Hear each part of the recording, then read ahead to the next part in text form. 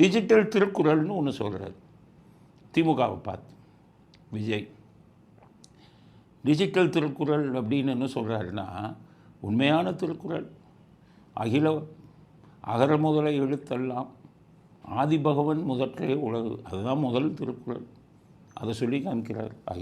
அகர முதல எழுத்தெல்லாம் ஆதிபகவன் முதற்றே உலகுன்னு சொல்லி வள்ளுவர் எழுதினார்.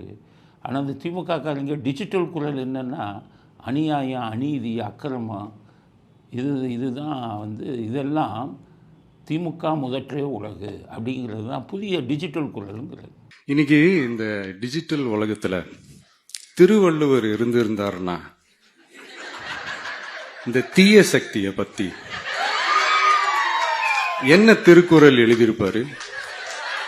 ஒரு கற்பனையா, அநீதி, அராஜகம், தில்லுமுள்ளு இவையெல்லாம் திமுக முதற்றே உலகு. ஒரே கைதட்டு எல்லாம் குதிக்கிறாங்க. நம்மளும் பாராட்ட வேண்டியதான். அவர் சொல்கிற டிஜிட்டல் குரலுக்கு நம்ம ஆதரவு உண்டு. கரெக்டு தான். இவங்க அதுதான் உண்மையான டிஜிட்டல் குரல். அநியாயம், அக்கிரமம், அநீதி, தில்லுமுள்ளு அது சொல்கிறது. இதுவெல்லாம் திமுக முதற்றே உலகுங்கிற டிஜிட்டல் குரலுக்கு நாங்கள் ஆதரவு தெரிவிக்கிறோம். அது சரியான பேச்சு அப்படிங்கிறது தான்